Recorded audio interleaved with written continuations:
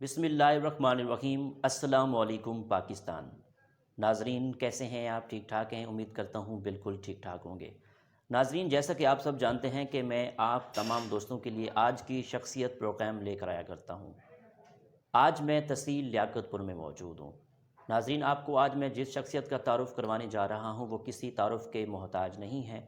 آپ قانون دان ہیں، آپ سیاست دان ہیں۔ محمد سمیع اللہ خان صاحب ہمارے ساتھ موجود ہیں، اور آپ کے جو والد صاحب محروم تھے حاجی محمد سیف اللہ خان صاحب تھے۔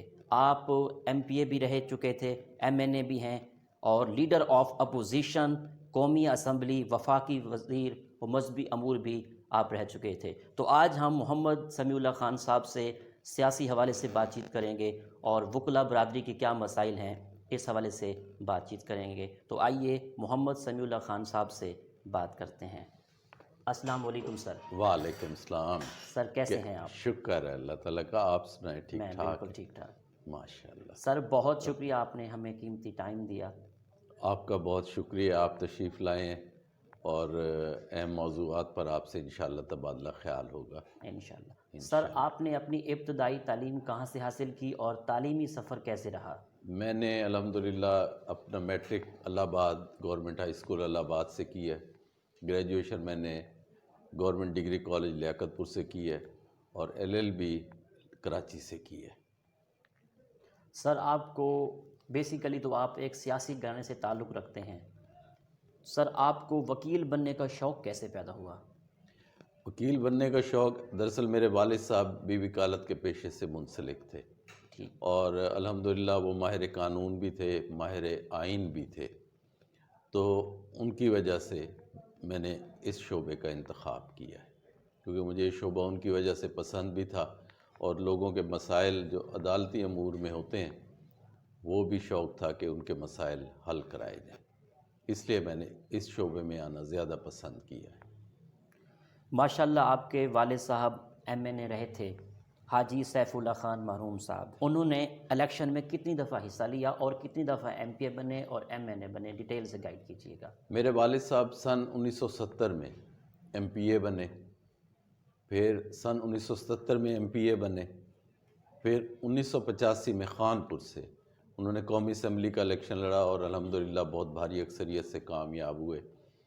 پھر اسی اسمبلی میں ہی 1985 کی جب جنیجو صاحب کا دور تھا، وہ لیڈر آف دی اپوزیشن بھی آزاد گروپ ہوتا تھا، آئی پی جی اسے کہتے تھے، انڈیپینڈنٹ پارلیمنٹری گروپ، جس میں سید فخر امام صاحب تھے، جاوید ہاشمی صاحب تھے، سیدہ عابدہ حسین تھیں، میر ظفر اللہ جمالی تھے، نہیں میر ظفر اللہ جمالی صاحب بھی تھے، ٹھیک۔ تو یہ صاحبان، الہی بخش سومرو صاحب بھی تھے، تو اس گروپ کی قیادت جو ہے وہ میرے والد صاحب کافی عرصہ کرتے رہے۔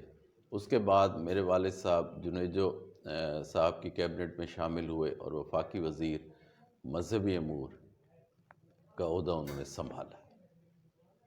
ٹھیک۔ سر آپ نے بلدیاتی الیکشن میں کب حصہ لیا تھا، اور آپ نے ایم پی اے کا الیکشن بھی لڑا تھا؟ دراصل میں نے بلدیاتی سب سے پہلے سن 1983 میں ٹھیک۔ حصہ لیا تھا، میں کونسلر منتخب ہوا، اور پھر الہ آباد یونین کونسل کا میں چیئرمین بنا تھا۔ اس کے بعد مختلف ادوار میں کوئی 3 یا 4 مرتبہ ممبر ضلع کونسل منتخب ہوا ہوں۔ پھر میں الہ آباد کا 2001 میں ناظم بھی منتخب ہوا تھا۔ 2002 میں نے پیپلز پارٹی کے ٹکٹ پر الیکشن لڑا، لیکن مجھے کہنے میں باک تو نہیں ہونا چاہیے کہ کاف لیگ کا دور تھا، جنرل پرویز مشرف کا دور تھا، جی۔ اور اس قدر شدید دھاندلی کرائی گئی ہماری طرف کہ وہ الیکشن ہمیں ہارنا پڑا۔ سر جب آپ ناظم بنے تھے، آپ کے والد صاحب ایم این اے بنے تھے، تو آپ کے دور میں الہ آباد میں کون سے ترقیاتی کام ہوئے تھے جو آج کل تو نہیں ہو رہے؟ آپ کے دور میں کون کون سے کام کروائے تھے آپ نے؟ الہ آباد خاص طور پر جب 1973 کا فلڈ آیا تھا، اس کے بعد الہ آباد کا انفراسٹرکچر تقریباً تباہ ہو چکا تھا۔ خاص طور پر ہمارا ہائی اسکول وہ بالکل ختم ہو گیا تھا، لیاقت پور سے الہ آباد کی روڈ بالکل ختم ہو گئی تھی. الہ آباد سے جو دیگر روڈز تھیں جس طرح خان بیلہ کی، جان پور کی، یہ روڈز بھی تقریباً ختم ہو گئی تھیں. تو میرے والد صاحب نے سن 1973 کے فلڈ کے بعد نہ صرف الہ آباد کا ہائی اسکول، اس سے ملحقہ جو سڑکات تھیں وہ، اس کے علاوہ جتنے بھی جیسے پرائمری اسکول ہو گئے علاقے میں، میتلے کا ہو گیا، جی اپنا دوسرے جو پرائمری اسکول، ہائی اسکول جن کی بلڈنگز تباہ ہو چکی تھیں اور انفراسٹرکچر تباہ ہو چکا تھا، وہ دوبارہ ری بلڈ کرایا. اور الحمدللہ آج بھی وہ عمارات، آج بھی وہ سڑکیں موجود ہیں اور لوگ اس سے مستفید ہو رہے ہیں. آنے والے دور میں آپ ایم پی اے کا الیکشن لڑیں گے؟ میرا ابھی اپنا تو ارادہ نہیں ہے، اگر ہمارے خاندان میں سے کسی کا ارادہ ہوا تو پھر انشاءاللہ ضرور حصہ لیں گے.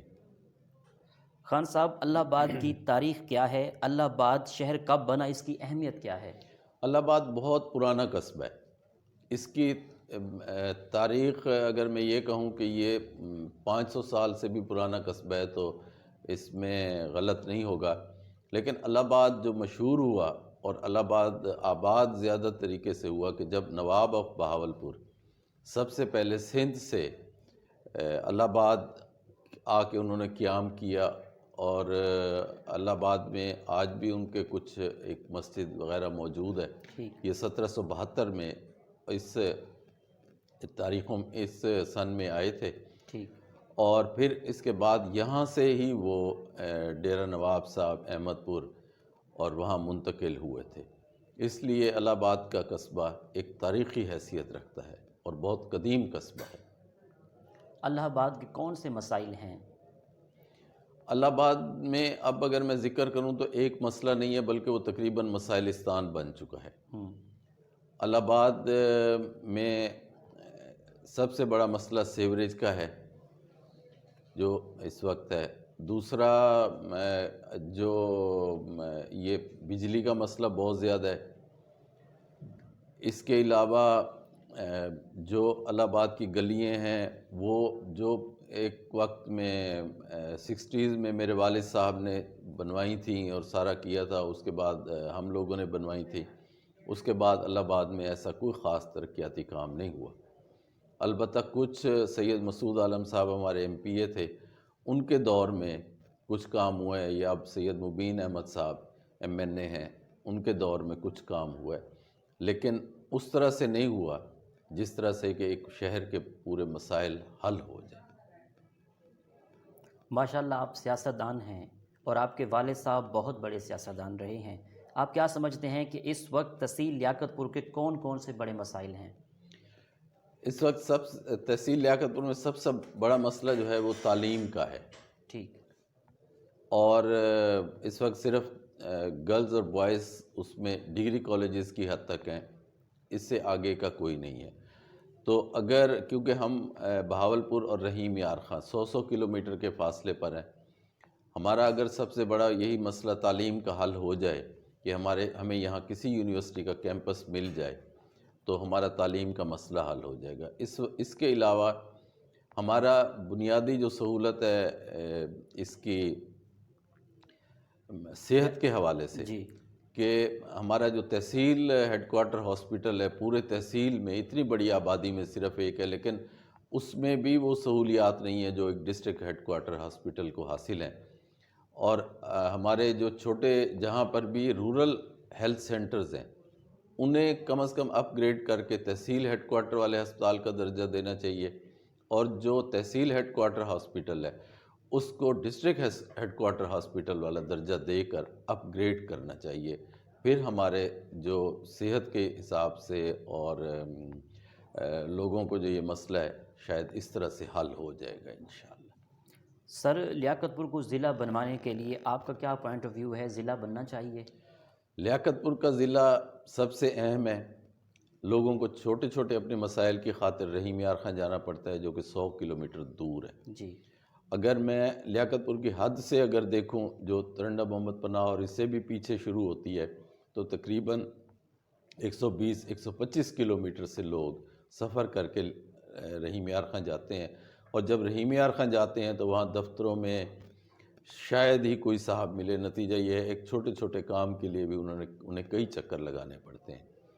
لیاقت پور کا ضلع عرصہ دراز سے یہاں کے لوگوں کی خواہش ہے اور ڈیزرو بھی کرتا ہے کہ لیاقت پور ضلع ہونا چاہیے. بلکہ میں تو اگر دیکھا جائے جتنی ہماری اس وقت پنجاب کی ہر تحصیل کی آبادی بڑھ چکی ہے، میرا تو خیال ہے کہ اب تقریباً ہر تحصیل کو ہی ضلع کا درجہ دے دینا چاہیے تاکہ دیگر تحصیلوں کے ساتھ کسی تحصیل کا مقابلہ نہیں ہونا چاہیے. سر اگر تاجر برادری کی بات کروں تو لیاقت پور میں تاجر برادری کے کیا مسائل ہیں، آپ کیا دیکھتے ہیں؟ تاجر برادری سے اتنا میرا یعنی کہ تعلق تو ہے نہیں کیونکہ میرا یہ پیشہ نہیں ہے. جی. لیکن لازمی بات ہے جب لوگوں کے اندر خوشحالی نہیں ہوگی اور ہماری جو زیادہ تر معیشت ہے وہ زراعت کے اوپر چل رہی ہے، لیکن زراعت کا بھی حال اس وقت بہت پتلا ہے. تو تاجر برادری کا جو سب سے بڑا مسئلہ ہے میرا خیال ہے ان کا انکم ٹیکس کا بھی ہوگا، ٹیکسز کا بھی ہوگا، مہنگائی کا بھی ہوگا. دوسرا زراعت جب تک ہمارے علاقے کی بحال نہیں ہوگی میرا خیال ہے تاجروں کے شاید مسائل حل نہ ہو سکے. آپ کی سیاسی وابستگی کس پارٹی سے ہے؟ اس وقت اگر میں حقائق کی نظر سے دیکھوں تو میرا کسی سیاسی پارٹی سے کوئی تعلق نہیں ہے. ٹھیک. لیکن اب ہم نے سیاسی پارٹیوں سے ہٹ کے اپنے گروپ کو اہمیت دے رہے ہیں اور ہمارا جو گروپ ہے وہ مخدوم سید احمد عالم انور صاحب، مخدوم سید مبین احمد صاحب اور مخدوم سید مسعود عالم صاحب کے ساتھ ہے، کیونکہ وہ علاقے کے لیے ترقی بھی کے لیے کوشش بھی کر رہے ہیں، کام بھی کر رہے ہیں. تو ہمارا انہی کے ساتھ تعلق ہے اور ہم گروپ کی حیثیت سے ان کے ساتھ ہیں. ٹھیک. سر آپ کے والد صاحب جب ایم این اے تھے تو انہوں نے ایک تقریر کی تھی، وہ سنا ہے وہ بہت لمبی تقریر تھی. وہ کتنی دیر کی تقریر تھی اور اس حوالے سے تھی جو بعد میں بی بی سی پہ بھی نشر ہوئی تھی؟ اس بارے میں آپ کیا کہتے ہیں؟ اس بارے میں جی ہاں، بتائیے گا. میرے والد صاحب نے ایک تحریک استحقاق پیش کی تھی جب جنیجو دور میں جب وہ اپوزیشن میں تھے کہ مارشاء اللہ جو ہے وہ ملک کے لیے بہتر نہیں ہے اور مارشاء اللہ اور جمہوریت ایک ساتھ اکٹھے نہیں چل سکتے. اس پر انہوں نے تحریک استحقاق پیش کی اور سید فخر امام اس وقت اسپیکر نیشنل اسمبلی تھے. اس پر انہوں نے تقریباً 6 یا 7 گھنٹے لگاتار مارشاء اللہ کے خلاف. والد صاحب کا وکلا میں، قانون دانوں میں بہت بڑا نام ہے، شمار ہوتا ہے. تو پاکستان میں انہوں نے کہاں سے تعلیم حاصل کی تھی؟ میرے والد صاحب نے بھی ابتدائی تعلیم تو الہ آباد سے حاصل کی تھی. اس وقت یہاں پر مڈل سکول ہوتا تھا. پھر انہوں نے میٹرک خانپور سے کیا، گریجویشن انہوں نے بہاولپور سے کی. اس کے بعد انہوں نے قانون کی جو تعلیم تھی وہ کراچی سے حاصل کی. پاکستان کا جو کانسٹیٹیوشن بنا ہے 1973 کا، اس کانسٹیٹیوشن کے اندر بھی سنا ہے کہ آپ کے والد صاحب کی کنٹریبیوشن ہے قانون بنانے میں. اس میں کیا حقیقت ہے؟ ذرا اس پر روشنی ڈالیں. پاکستان کا آئین تو بنا تھا 1973 میں، لیکن جب میرے والد صاحب 1985 میں منتخب ہوئے ممبر قومی اسمبلی اور لیڈر آف دی اپوزیشن، جی. تو جنرل ضیاء الحق نے آئین کا مکمل حلیہ بگاڑنے کے لیے 8ویں ترمیم پیش کی. ٹھیک سر. تو اس پر میرے والد صاحب نے بطور اپوزیشن لیڈر اور اپوزیشن کو ساتھ لے کے اس آئینی ترمیم کی شدید مخالفت کی اور اس آئینی ترمیم کو دوبارہ ریسٹرکچر کیا گیا اور ایسے پھر اس ترمیم میں ہی ایسی پھر کافی ترامیم ہو گئیں جو کہ اپوزیشن کے لیے اور پاکستان کے عوام کے لیے کافی حد تک قابل قبول تھی. اس لیے 8ویں ترمیم جو کہ میرے والد صاحب کے نام سے بھی منسوب ہے اور اس کا جو محنت میرے والد صاحب نے اس ترمیم کی وجہ سے کہ تقریباً 40 دن قومی اسمبلی کا اجلاس بلا تعطل اس ترمیم کی وجہ سے ہوتا رہا اور آخر کار میرے والد صاحب کی قیادت میں اپوزیشن کامیاب ہوئی اور جنرل ضیاء الحق کو اپنا اصل بل واپس لے کر 8ویں ترمیم کا دوبارہ نیا بل دے کر قومی اسمبلی سے منظور کرانا پڑا. ماشاءاللہ. سر ماشاءاللہ آپ وکیل ہیں، قانون دان ہیں، سیاست دان بھی ہیں. لیاقت پور کے وکلا کے کیا مسائل ہیں؟ لیاقت پور کے وکلاء کیونکہ ہم ہیڈ کوارٹر سے بہت دور ہیں، لاہور سے بہت دور ہیں، بہاولپور سے کافی دور ہیں، رحیم یار خان سے کافی دور ہیں. ہماری ماشاءاللہ عدالتیں تو اچھی بن چکی ہیں، لیکن جو ہمارے نوجوان وکلاء آ رہے ہیں ان کے لیے سب سے پہلا مسئلہ یہاں چیمبرز کا ہے ٹھیک کہ ان کے پاس چیمبرز نہیں ہیں.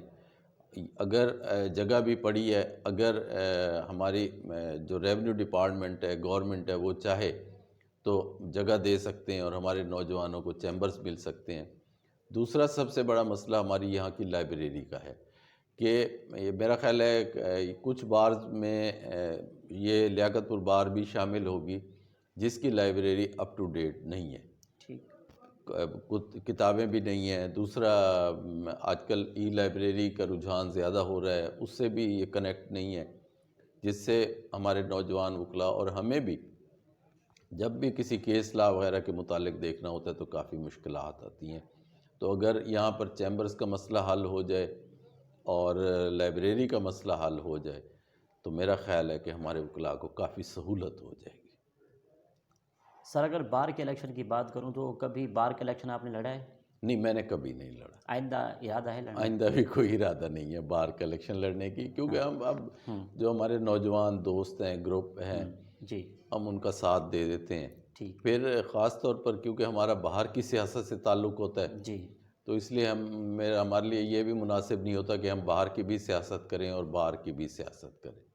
ٹھیک اس لیے باہر کی سیاست کرنا میں نے پہلے کوئی وہ کیا ہے، کنٹیسٹ کیا ہے، نہ ہی میرا آئندہ کوئی ارادہ ہے. ٹھیک ہے سر، بار اور بینچ کے تعلق کو کیسے بہتر کیا جا سکتا ہے؟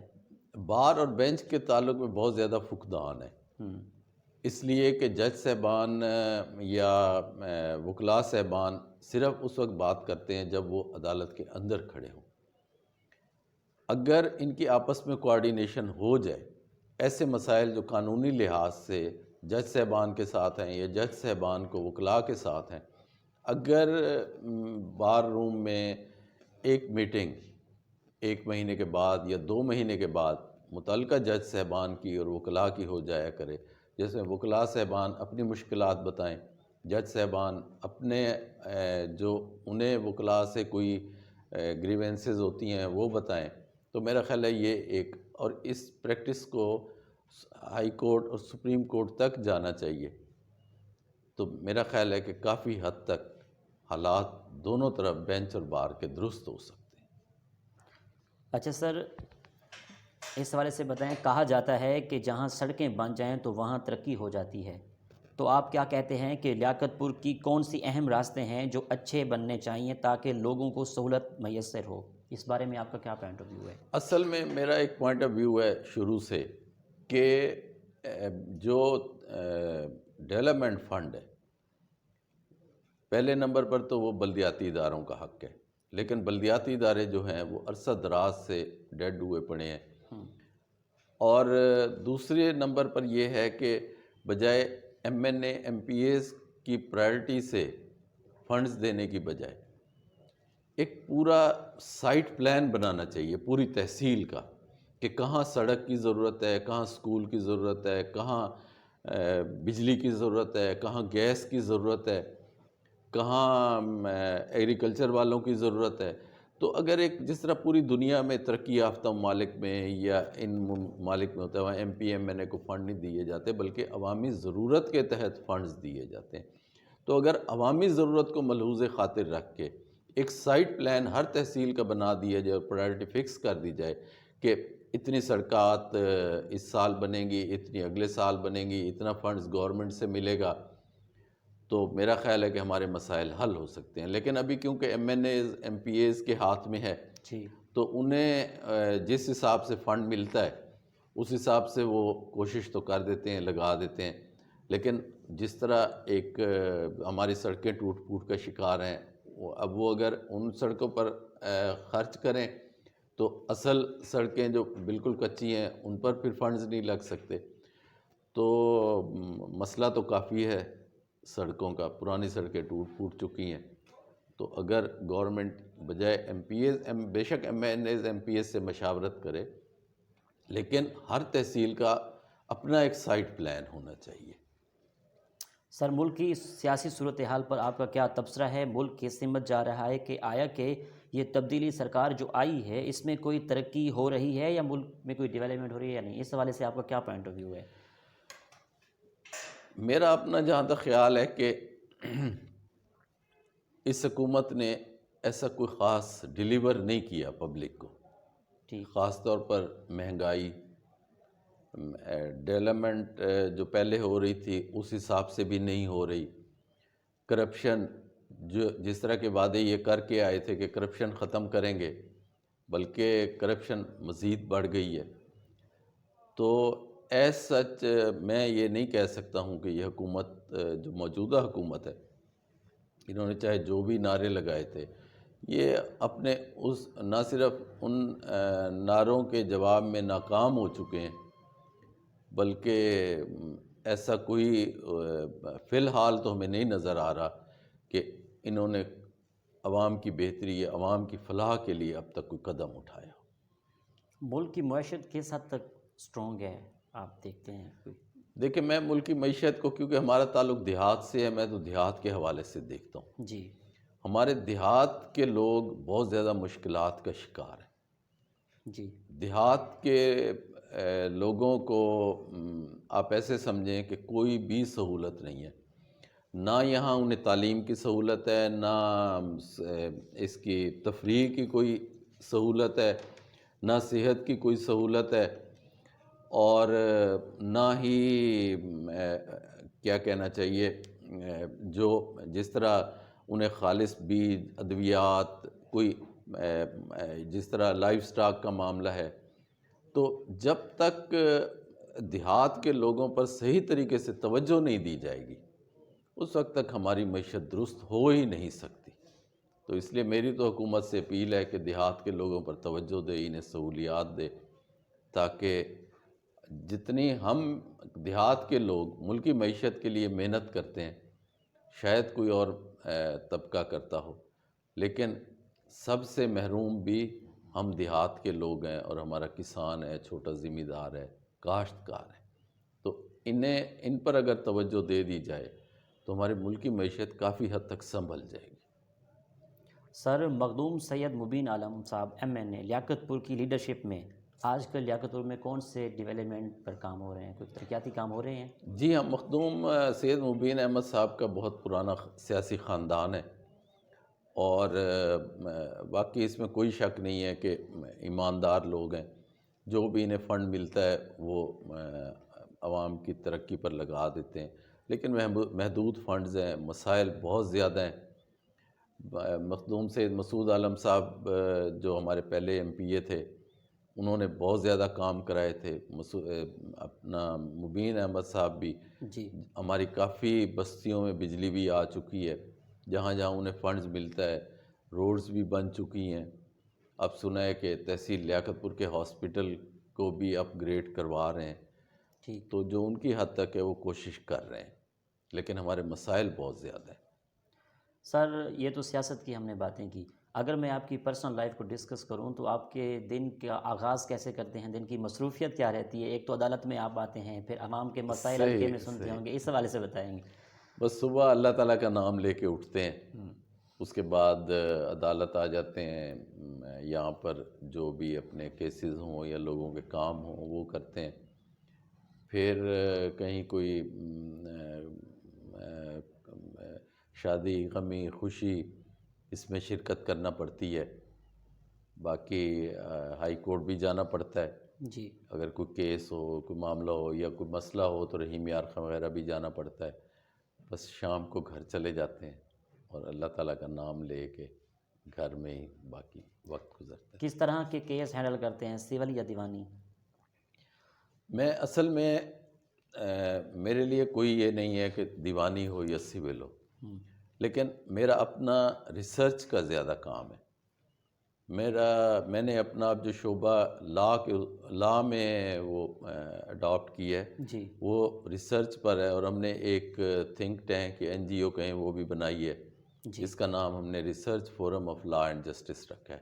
ٹھیک، تو جو لوگوں کو لیگل میٹرز پر مشکلات ہیں اور وہ لا ریفارم سے حل ہو سکتی ہیں، ہم کوشش کر رہے ہیں کہ اس میں وہ تجاویز مرتب کریں کہ کس قانون میں کیا خرابی ہے، اس میں کیا ریفارمز ہونے چاہیے. جس طرح اب 112 سال کے بعد سول پروسیجر کوڈ، جس میں ضابطۂ دیوانی کہتے ہیں، اس میں اب کچھ ترامیم ہوئی ہیں جس سے شاید لوگوں کے کچھ مسئلے حل ہو جائیں. آپ خود سوچیں کہ جب 112 سال میں کسی قانون میں ترمیم ہی نہ ہو، انگریزوں کے دور کے بنائے ہوئے قوانین ہیں جی جو ہماری اسمبلی ہیں اپنے اس اصل کام کی طرف توجہ بھی نہیں دے رہی. تو میری تو اب زیادہ تر کوشش یہ ہے کہ حکومت کی، اسمبلیز کی، عوامی نمائندوں کی توجہ اس طرف دلائی جائے اور لوگوں کے اندر آگہی، اویئرنیس وہ دلائی جائے تاکہ انہیں پتہ ہو کہ ان کے کیا مسائل ہیں اور ان کے مسائل کس طرح سے حل ہو سکتے ہیں. کتابیں پڑھتے ہیں آپ؟ ضرور ضرور. آپ کے فیوریٹ رائٹر کون ہیں؟ فیوریٹ رائٹر تو میں ایز سچ علامہ اقبال کا نام لے سکتا ہوں، اور جو خاص طور پر سفر نامے وہ میرے لیے، جس طرح مستنصر حسین تارڑ صاحب کا ہو گیا، ایک الطاف صاحب ہیں ان کا ہو گیا، تو سفر نامے جو ہیں وہ میں زیادہ شوق سے پڑھتا ہوں. آپ کی آئیڈیل پرسنالٹی کون ہے؟ آئیڈیل پرسنالٹی اگر میں مذہبی لحاظ سے دیکھوں یا دنیاوی لحاظ سے، وہ تو رسول اللہ صلی اللہ علیہ وسلم کی ذات ہے. اور رسول اللہ صلی اللہ علیہ وسلم کے بعد خلفائے راشدین کی ہستیاں ہیں جو ہمارے لیے قابل تقلید اور قابل مثال ہیں. اور اگر میں آج کل کے حالات میں دیکھوں تو جس طرح قائد اعظم رحمۃ اللہ علیہ ہو گئے، علامہ اقبال رحمۃ اللہ علیہ ہو گئے، مولانا ابوالکلام آزاد رحمۃ اللہ علیہ ہو گئے، ان کے علاوہ ذوالفقار علی بھٹو ہو گئے، محمد خان جنیجو، وہ بھی میری ایک پسندیدہ شخصیت تھے. لیکن جن سے میں نے زیادہ رہنمائی اور جو میرے اصل آئیڈیل ہیں وہ میرے اپنے والد صاحب ہیں، حاجی محمد سیف اللہ خان. زبردست، ماشاء اللہ. اچھا سر، اپنے حلقے کی عوام کو، اللہ آباد کی عوام کو، لیاقت پور کی عوام کو، سننے والوں کو، دیکھنے والوں کو آپ آخر میں کیا پیغام دیں گے؟ میں تو پیغام میری طرف سے تو یہی ہے کہ اگر ہمارے دیہات کے لوگ جس طرح بھی کوشش کریں اپنے بچوں کو تعلیم دیں. تعلیم کے بغیر کوئی قوم، کوئی ملک ترقی نہیں کر سکتا. گو ہمارے یہاں پر وہ سہولتیں نہیں ہیں، لیکن پھر بھی کوشش کریں کہ خود کو غربت سے نکالنے کے لیے، مجبوریوں سے نکالنے کے لیے، مسائل سے نکالنے کے لیے اپنے بچوں کی تعلیم پر توجہ دیں. یہی میرا ایک خاص پیغام ہے ان کے لیے. بہت شکریہ آپ کا، آپ نے ہمیں قیمتی ٹائم دیا. آپ کا بہت شکریہ. اللہ تعالیٰ خوش رکھیں. اللہ آپ کو زندگی کے ہر موڑ پر کامیابی عطا کرے. آمین. آپ کو بھی اللہ تعالیٰ. بہت شکریہ. جی تو ناظرین، آپ نے آج کا پروگرام سنا. اسی کے ساتھ اپنے میزبان احمد محمود کو اجازت دیجیے. اللہ حافظ. اللہ نگہبان. پاکستان زندہ باد.